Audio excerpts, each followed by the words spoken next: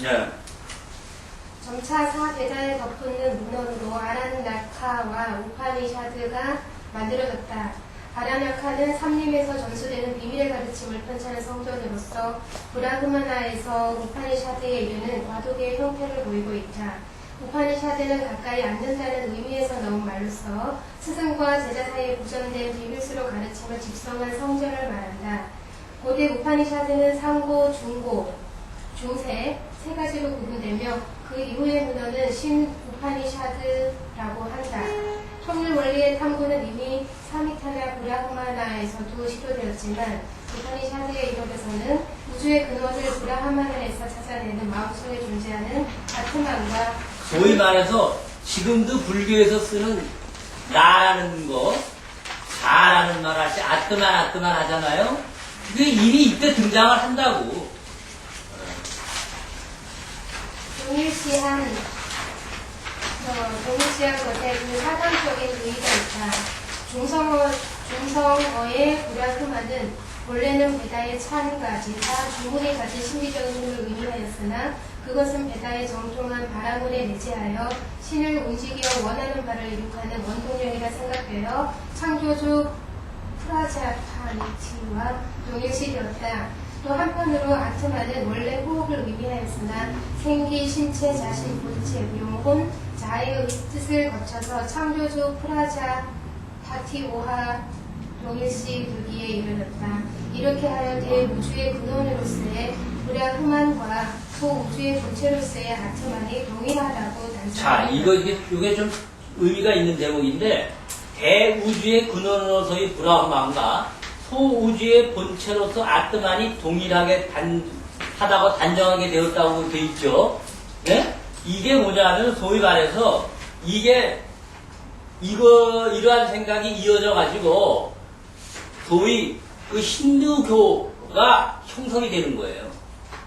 바람교가. 그래서 버마이려 사상이라는 거 있죠. 네? 아트만과 그 범천, 네? 이 세상을 주재하는 그것이 하나다 라는 개념이 여기서부터 시작이 된다고. 다른 점이 있다면은 힌두교에서는 어떻게 되냐면은 다신교가 돼버리죠. 많은 신들이 출현하게 된다고. 후에 어찌됐든 간에 나라는 아트만이라는 것이 실체가 그 대우주와 소우주인 아트만인 내가 같다라고 한단 말이에요. 에? 그러한 생각이 여기서부터 벌써 나왔다고. 부처님이 이전부터. 에? 그럼 이게 무슨 소리냐 하면은 내가 곧 우주다라는 말이야. 그쵸? 그러면 내가 우주되면은 윤회에 들어갈 여지가 있어요, 없어요? 없죠. 윤회가 왜 생기는지 아주 보라고, 표면하다고 봐요. 분명히 이러한 생각이 힌두교를 거쳐가지고, 에?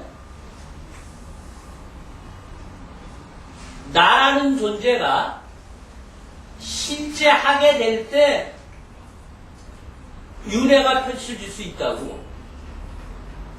그쵸? 내가 죽은 다음에나 뭔가 남아있을 때 이름은 뭐라고 붙일지 모르지만 뭐가 남아있을 때 그게 윤회의 주체가 되거든. 생각이 됐든 뭐가 됐든. 에? 그러니까 유식에서 처음에 그 윤회의 시작은 업의 윤회라고 본단 말이에요. 행동과 행위가 윤회를 만든다고. 가장 초보적인 거지. 그 다음에는 생각이 만든다. 윤회를. 그 다음엔 마음이 만든다. 이런 식으로 변천을 해나간다고. 에? 그럼 그런 식으로 사상이 변천해 나간다는 얘기는 초기 단계에 설정돼 있던 게 궁색해지기 때문에 변천을 해나가는 거예요. 업으로 윤회한다라는 게 설명이 잘 안 되니까 한 단계 높여가지고 식에 의해서 변전이 된다라고 하는 게 아래아식에 의해서 그 윤회의 주체가 아래아식이다라는 게 이제 유식이라고. 그렇잖아요? 그리고 그렇게 펼쳐지는 게 그게 벌써 문제가 있는 거라고. 애초부터 하나가 딱 맞아 떨어져야지 궁색해가지고 그게 본질이 변해지면은 그건 진리가 아니잖아. 그리고 내가 우주와 합일이 되는 게 깨달음의 목표라고 이미 설정이 돼 있는데 깨달음에 이르는데 무슨 거기 윤회가 개입이 되냐고. 그래야 안 그래요? 그러니까 이 말이 그 아주 의미가 있는 말이라니까. 그런데 불교에서는 이 나라는 자체의 본질을 공하다라고 보는 거예요. 무아라고 보통 표현을 하는데, 에? 무아라고 하고 힌두교에서는 유아라고 보는 거지. 바라문교에서는 힌두교에서는 유아인데 유아가 이 범천하고 같이 하나가 된다 이거야. 에? 그래가지고 범아이려 사상이 그 힌두이즘의 중심이 되는 거고 불교는 범아이려가 아니야. 무아, 재범무아니까 재무사이고 나 자신이 그냥 그 자체가 우주가 돼버리는 깨달음. 어? 그게 진정한 깨달음이란 말이에요. 불교하고 차이가 나죠. 자에 대한 것이 있다 없다에 대한 차이란 말이야. 내가 인도 대학교 인도 철학과 멋진 인도 교수가 있어요. 여름에도 항상 하얀 와이셔츠에 정장에 넥타이 메고 그 다음에 포마드. 근데 이 양반이 인도 네루 대학에서 인도 정부에서 장학금을 받아가지고 우리나라에서 유일하게 공부를 한 분이라서 대단히 프라이드가 강했지. 그래서 한 학기 강의를 듣는데 한 학기 강의 마치고 내놓는 이 레포트 제목이 브라흐마니즘과 불교의 차이점에 대해서 논하라. 그거였다고. 무지하게 어려웠지. 무지하게 어려웠어요. 그때 내가 처음 이게 어렵구나. 인도 철학이라는 게 어렵구나라는 걸 그때 느꼈는데 어찌됐든 이 힌두이즘이라는 게 불교하고는 거의 뗄 수 없는 그러한 관계이기 때니까 신앙적으로 우리나라는 힌두이즘에 가깝지 불교에 가깝지 않아요. 신앙적으로 힌두이즘에 가깝고 그 다음에 깨달음에 이를수록 도교 쪽에 가깝고 이게 웃기게 돼 있다니까. 불교는 없어. 신앙적으로는 힌두이즘이고 깨달음 쪽으로는 도교 쪽에 가까워. 내가 볼 때. 그때 걱정하지 말자. 그때 레포트 그때 A 맞았으니까. 그러니까 이게 충분하게 내가 이게 분별을 해줄 수 있으니까. 그래서 이게 내가 이걸 갖다 이 부처님 이전 내리를 뽑아놓은 이유를 알겠죠? 두 번째 단락 읽어봐. 기원전 6세기에 이것도. 기원전 6세기에는 강가 표본의 새로운 계급이 나타나기 시작하였다. 베다 문화 후기의 부족 내에서 목축업에 종사하던 계급이었던 바이샤는 부족의 속박을 벗어나 자유로운 농경민으로서 나타나게 되었다. 그들은 강가 유역의 기준진 땅을 적극적으로 개간하였으며 관계 용수의 선비도 갖추게 되어 많은 농산물을 생산했다. 이리하여 물자가 풍부하게 되고 생활의 여유가 생기게 되었다. 풍부한 농산물을 생산하여 임용 물자가 생기자 이 물자의 교환을 목적으로 한 상업이 발달하였으며 농경 기구를 비롯한 생활용품을 생산하는 수공업도 발달하게 되었다. 새로 상공업에 종사하게 된 사람들은 소도시를 형성하였고 이들 소도시를 중심으로 많은 작은 국가들이 번영하게 되었고 규적 정치 또는 공화 정치를 하게 되었다. 가만히 있어봐. 이거 저거를 하자고. 그 다음 페이지로 넘어가.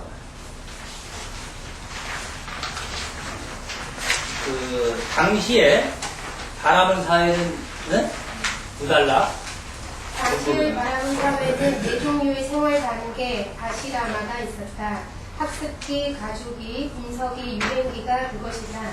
노예를 제외한 세 계급, 바람은 원종 서민의 출신자는 어린 시절에 바람은 계급인 스승의 집에서 수년간에 걸쳐 범행자로서 배달을 학습하며 끝마치게 되면 가주기에 들어가 가장으로서 의무를 다하였다. 배달 성전에는 처음 2개의 생활 단계에 대해서는 의무를 나타내고 있으나 출가나 유행에 대해서는 언급되어 있지 않았다. 그러나 상부의 우파니샤드에서는 3번째 생활 단계를 말하였으며 다시 4번째 생활 단계를 암시하고 있다. 그리고 핵심적 종교가 나타난 시대에 작성된 1년의 바라문계의 문헌 신 우파니샤드에서는 임서 유행의 생활 단계를 상세히 규정하고 있다. 예컨대 임서 유행의 2단계는 학습, 가주의 앞 두 단계에 대입한다. 그들의 이상이라고 하는 정신적 단계가 세속적인 잡다한 환경을 벌임으로써 얻어줄 수 있다고 하는데 그 특색이 있다. 그러나 법경이나 법전에서는 가주기를 중심으로 하여 근본적으로 배다의 전통을 유지하고 있으나 우파니샤드에서는 임석이 내지는 유행기의 가치를 높이 칭찬하여 결국은 배다의 공예를 중심으로 한 사회적인 관습과 종교적인 문화를 부정하고 있다. 그러나 사회적 환경은 불교나 자이나교와 같은 혁신적 종교를 성립시킨 사회적 기반과 유사하였다. 여기서 우리가 기억해야 될 것은 뭐냐면은, 보세요. 자, 이 당시의 사람들은 태국이 의무적으로 출가하듯이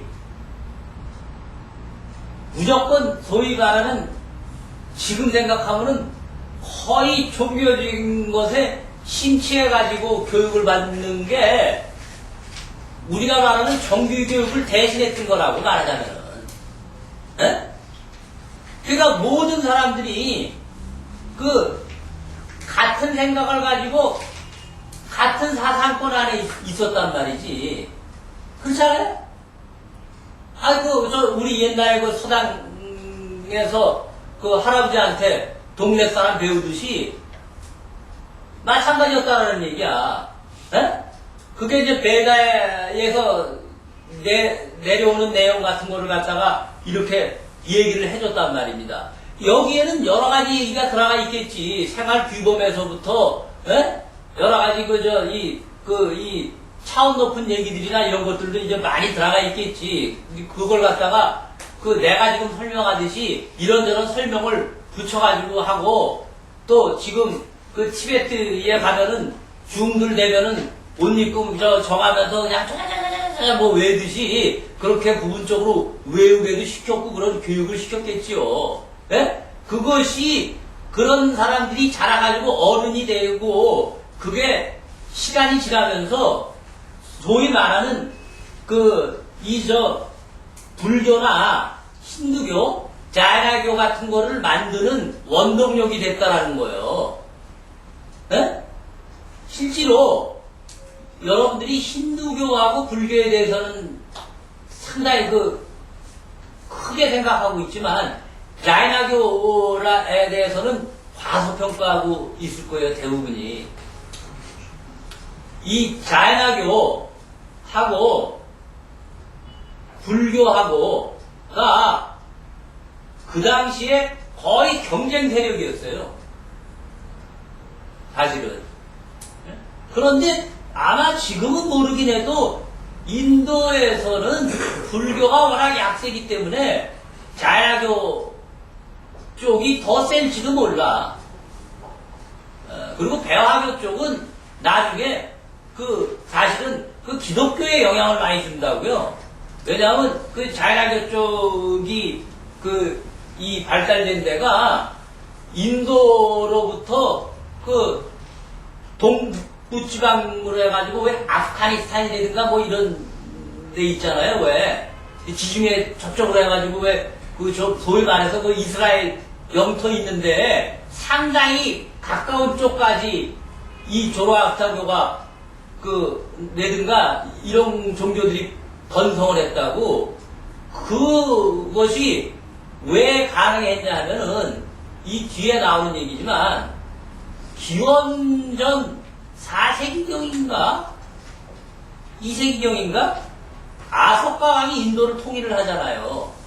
인도를 통일을 하는데 그것이 불교가 중흥할 수 있는 결정적인 계기를 만든단 말이야. 그런데 이 아소카 왕이 진흥왕 순수비처럼 자기가 점령하는 데마다 경계석을 세웠다고.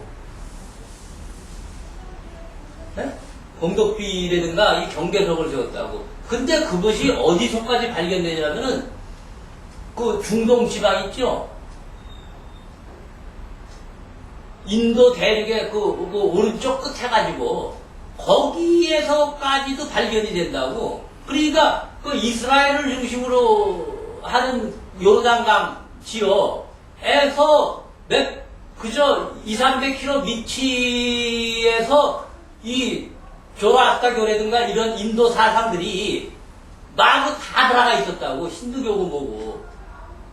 에? 그러니까 사실은 예수가 이 인도 대륙의 사상을 어떤 형태로든 영향을 받지 않을 수가 없었던 상황이었어요, 실은. 그리고 더군다나 나중에 알렉산더 대왕이 이 침공을 해서 내려오면서 인도 대륙에서 있는 기존 사상하고 또 이 그리스 로마의 그러한 것들하고가 또 혼합이 돼가지고, 또 새로운 이 형태의 문화라든가 이런 것이 형성이 되고 해. 아주, 우리가 이 종교라는 것도 정치나 이 경제적인 것하고 띄워놓고 생각할 수가 없어요. 그건 당연하다고. 왜? 종교도 사람이 믿고 사람이 있어야 존재가 가능한 일이기 때문에. 네? 사람이 없으면 종교가 없다고. 우리가 종교를 신비스럽게 생각하고 신비스럽게 만들어가면 한이 없어요. 네? 그리고 인간은 태생적으로 그렇게 만들어가는 경향이 있는 동물이에요. 네? 가만 놔두면. 옛날에 원시인들이 벼락치면은 죄가 많았는지 무서워했던 거. 죄를 안고 죄의식을 느끼는 게 인간이야. 근데 죄의 발생이 왜 됐느냐? 유전학적으로. 그건 불이익을 당하고 사고를 당하고 죽게 되니까 그런 상황을 설정하게 되는 거거든요. 생각을 해보십시오. 예를 들어서 정상적으로 살다가 죽는다면은 그런 생각이 안 들 거라고. 옛날에 원시 부족 사회 때, 원시 부족가 아니라 인간이 처음 인간화 됐을 때, 짐승에서 벗어나서 인간종이 됐을 때 사자나 호랑이나 맘모스 같은 거에 먹혀 죽으면은 그거는 당연하니까 별로 그렇게 두려운 생각이 안 들어왔을 거라고. 근데 벼락을 맞아서 뒤지면은 이거 환장할 일이라고. 이게 도대체 무슨 일인지. 그렇잖아? 당황할 수밖에 없다고. 그러니까 이게 뭔가 있지 않느냐. 그리고 번개가 딱 쳐가지고 불이 막 나는 거 보니까 이게 도저히 설명이 안 되거든. 그러니까 이게 사람의 능력이 자기네 능력이 아닌 뭔가 있다라고 생각했다라는 거예요. 난 영화를 좋아하지만 과거 그러한 사람으로 처음 인간화 됐을 때의 생활 모습을 담은 영화를 내가 본 적이 있어. 대사가 하나도 없어. 네? 그냥 그 인간 부족끼리 서로 싸우고 들어가고 하고 이제 그말 고장 말이라가 이거야. 옷도 저 타잔처럼 딴스 10원짜리 칼 차고 딴스.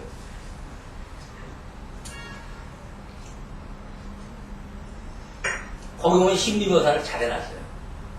그 영화 제목. 모르지 당연히. 알고 내 얘기했죠. 워낙 오래돼가지고. 저만 재밌어. 난 그게 사람이 상상력과 그 발상이라는 게 어찌됐든 재밌다니까. 이래서 소위 말해서 그 힌두교라든가 불교라든가 그 자이나교라든가 해가지고 그 상당히 그 유사하면서 공통 부분이 있으면서 궁극적인 부분이 다른 그러한 종교가 탄생하는 배경이 여기에 있단 말입니다. 근데 이게 왜 의미가 있냐면은 인도에서 지금 우리가 종교라고 종교의 범위 안에 우리가 포함시켜줄 수 있는 종교들이 이 이전에 이야기된 거는 하나도 없어요. 그래봐야 도교는 종교라고 받아들여준다 하더라도 훨씬 후대인이고 그 다음에 있어봐야 뭐 저 이스라엘 그 유대교 정도 아닙니까? 그죠? 근데 유대교가 이 정도 수준이 되냐고 역사적으로 아니거든. 그러니까 리그베다나 이런 거를 중심으로 해가지고 이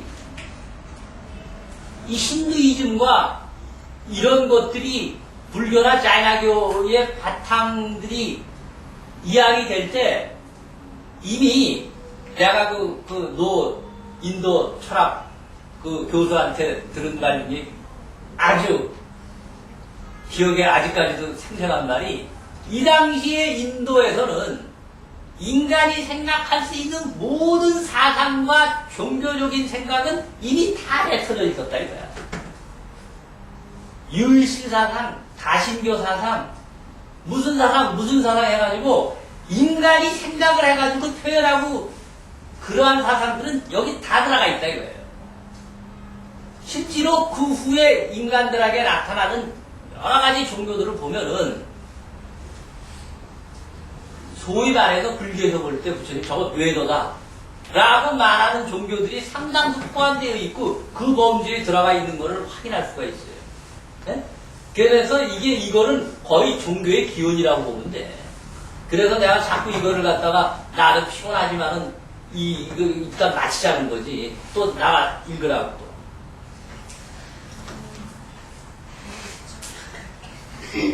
이렇게 본다면 사문이란 이 시대의 혁신적 사상가의 총칭이다. 그들은 한 곳에 머물지 않고 여기저기를 돌아다니면서 숲속에 들어가 수행하고 촌락이나 도시로 나아가 가르침을 설법하여 설법의 대가로 도시받은 음식물로 생활하였다. 그들은 그 생활의 외형적인 표현으로 유행자, 운세자, 보행자, 행걸자라고 불렀다. 그들의 생활 공동체, 상각 또는 가나, 회의 지도자는 사문이라고 하여 존경을 받았다. 이와 같은 사회적 사정을 배경으로 하여 많은 사상가들이 배출되어 자유사상을 제창하게 되었다. 62견이나 363명의 논쟁가들이 전해지고 있으며 그 대표적인 사상가인 육사 의도의 학설을 전해져 있다. 아이고, 그건 다음에 때 여기까지 이제 사상적으로 정리가 돼. 그러니까 여기에 보면은 62견이나 363명의 논사들이 있었다라는 건 이 사람들 사상들이 다 기록화되고 남아 있었다는 얘기거든. 네? 중국의 제자백과 사상처럼 부처님도 이 사람 중에 한 사람이었단 말이에요. 고타나 시타르타. 네? 역설적으로 생각해보자.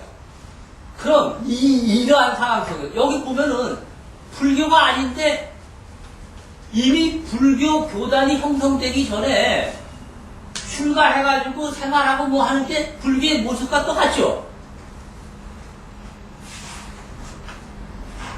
오히려 지금 보면은 아까 얘기했듯이 자이나교라든가 이런 사람들이 부처님이 초기에 했던 수행의 모습을 거의 그대로 오히려 하고 있어요. 지금 출가한 스님들보다. 네? 그들은, 우리는 그거를 갖다가 유치하다고 생각하지만, 다닐 때 물 걸러먹고 다니는 뭐 가지고 다니지? 땅 정한다고 지팡이 아직도 가지고 다니지? 무소유를 주장하기 때문에 아무것도 안 입고 다니지? 에? 그거를 실천하고 있는 사람들이라고. 에? 그러니까 큰 절을 짓고 틈만 나면은 신도들한테 해가지고 큰 불사하는 것도 큰공덕이라고 해가지고 그거 하는 것하고 벌고 먹고 다니는 것하고 다른 거예요. 우리나라 큰 스님들은 떨고 먹고 불알 내놓고 다니는 사람들한테 가서 큰절해야 돼. 내가 볼 때. 그래서 그 당시에 부처님이 이러한 논사들, 3대 변형이 되는 논사들하고 전부 붙어가지고 논쟁을 통해가지고 굴복을 시켜가지고 그 승단을 이기게 되는 거라고. 그건 알죠? 예? 부처님이 가만히 앉아있는데 씨발 와가지고 뭐 나 깨달았다고 하니까 뭐 5 비구들이 알아가지고 그래 내가 나서서 저거 할 테니까 부처님 앉아만 계시면 돼. 그게 아니란 말이오. 이런 그 쟁쟁한 1000년 이상을 갖다가 나온 그러한 이전에 있던 그러한 사상을 갖다가 막강하게 이어받은 그러한 사람들을 갖다가 1대1로 다 만나가지고 며칠이고 몇 달이고 몇 년이고 논쟁을 한 거 아니요. 예? 그래가지고 거기서 조목을 시켜서 다 제자가 된 거 아니요. 대표적인 게 마가섭 아닙니까? 가섭이라는 이름이 굉장히 많아요. 그런데 가섭이 배화교를 믿었다고. 근데 배화교도 사상이 만만치가 않아요. 실은. 그 뿌리나 이런 게 만만치가 않다고. 근데 그거를 갖다가 가섭이하고 부처님하고 아마 이 설득에 있어서 가섭이 가장 오래 버틴 사람인 걸로 아마 기억이 되지. 예? 다른 놈들은 한 방에 나가 떨어졌는데 잼만 날려도 나가 떨어졌는데 그래도 가섭이는 그래도 레프라이트 해가지고 다운 나가도 좀 일어나가지고 생각 좀 해보고 다시 하고 해가지고 가섭이 좀 생각이 좀 깊었는지 많이 적어있다. 그래서 가섭은 500명의 제자하고 같이 부처님한테 기의를 했다. 그러니까 부처님은 처음부터 그렇게 신격화되고 적은 게 아니라 철저한 논사였다고. 이러한 1500년 이상을 쌓이고 했던 곳에서 부처님이 뭔가 특별한 걸 내놔가지고 그 사람들을 다 굴복시키고 조복시키고 부처님 앞에 존경을 하게 만들 수 있던 요인이 뭐냐 이거요. 그렇지 않아요? 그게 억과 윤회란 말이에요. 지금 불교의 중심을 잃은 억과 윤회라는 걸 내세워가지고 그 사람들한테 맥혔겠냐고. 에? 자이나교나 이런 사람, 신두교는 인도에서 불교는 망했지만은 아직도 신두교와 자이나교는 거의 그 똑같은 형태로 내려오고 있는데 부처님이 어떻게 그 당시에 그들을 갖다 조져가지고 아석황이라는 사람으로 하여금 인도 전역을 갖다가 불교화시키고 그것이 더군다나 그 아석황으로 하여금 실론, 버마, 동남아로 또 하나는 이 북방으로 해가지고 우리나라까지 전래될 수 있는 그러한 도대체 그 마인드라는 게 도대체 뭐가 있었나를 주의를 해야 된다는 거예요. 예? 인간 시타르타의 방법론에 대해서 그 당시에 이런 논사들을 갖다가 조복시킨 그러한 논리나 이런 것들을 우리는 생각을 해야 된단 말이에요. 그런데 우리나라 불교에서는 이런 거는 접어두고 부처님이 어떻게 부처님이 되고 불교가 어떻게 이루어진가에 대해서는 생각을 안 하고 대승불교로서 부처님이 보살 위에 모셔져 있는 신격화되어 있는 올마이트 해가지고 소원이 누르면 다 들어오주는 부처님으로 상정을 하고 얘기를 한다고. 기도하면 부처님한테 다 돼. 불교 믿으면 다 돼. 네 마음이 부처야. 그러니 부처 부처님이 애초에 생각했던 거하고 지금의 우리가 생각하는 불교는 얼마나 다릅니까? 그래 안 그래요? 이게 심각한 문제라는 거지. 그러니까 앞으로 어디까지 이거를 갖다가 까내리고 어디까지 수습을 해야 될지 또 어디까지 나가게 될지 나도 모르겠어. 나 그거 정해놓고 법하는 사람 아니니까. 다만 분명한 거는 당혹스러울진 모르지만 이런 얘기를 참지 않고 내뱉을 테니까, 예? 그 대신 모르면 나한테 질문을 하라고.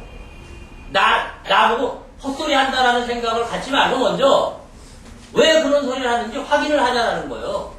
그리고 궁금하면은 인터넷에 올려. 엊그제도 인터넷에 나한테 누가 질문을 해가지고 내가 대답을 해주니까 깜짝 놀라겠다. 나한테만 물어볼 게 아니라 해인사나 국외사나 이런데 여행력 있는 스님들한테 물어보라고 말이야. 그래야 그들이 그 문제점을 알고 이 불교에 대해서 바로잡을 거 아니야. 그렇게 얘기를 답을 한 적이 있다고. 오늘 우도 충분히 알았죠? 이 정도면 불교가 그게 이 간단한 종교가 아니고 우리가 지금 생각하고 있고 상정하고 있는 부처님이 그게 추상적이고 그렇지 않고 가장 현실적으로 실전의 전투 경험이 가장 많고 그 중에서 가장 인간한테 필요한 부분을 뽑아낸 분이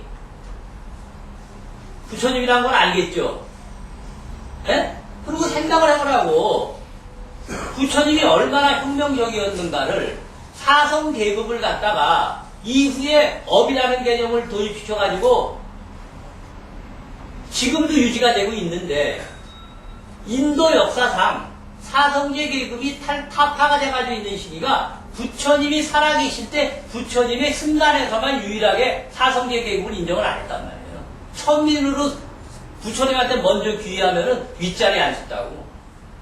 바람은 귀족이었던 놈이나 이런 놈들도 부처님 교단에 들어오면은 말단에 앉았어야 됐다고.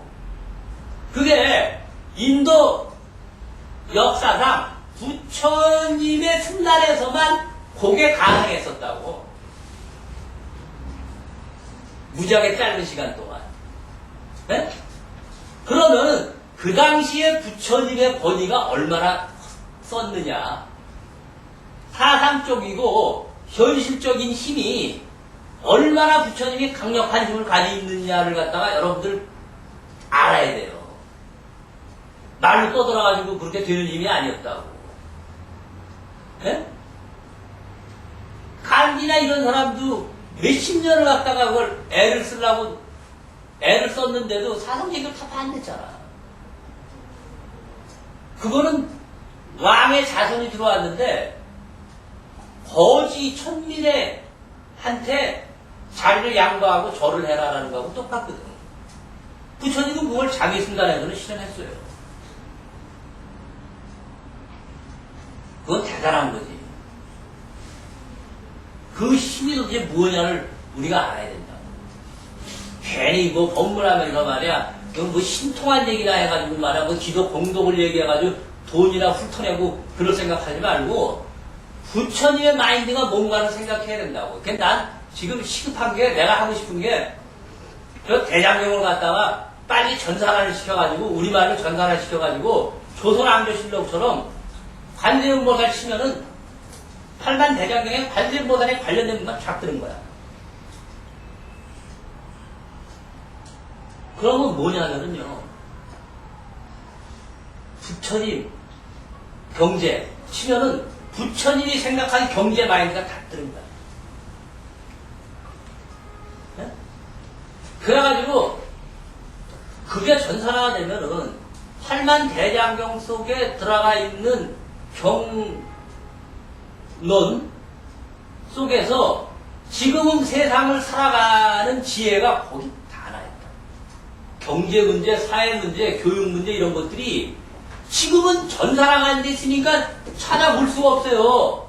실제로 나도 대장경을 거의 다 읽어본 사람이지만 까먹잖아. 그러니까 화엄경은 내가 유일하게 보면서 수기로 메모를 해놔가지고 어디 보면은 육바람의 얘기 있고 어디 보면은 성불 얘기 있고 그건 내가 알아 화엄경은. 근데 다른 경전에서도 그런 얘기가 있다면은 부처님이 교육에 대해서 뭘 얘기하고 있다. 그거 갖다가 부처님 교육시면은 쫙 나오면 그거 정리하면 되잖아요.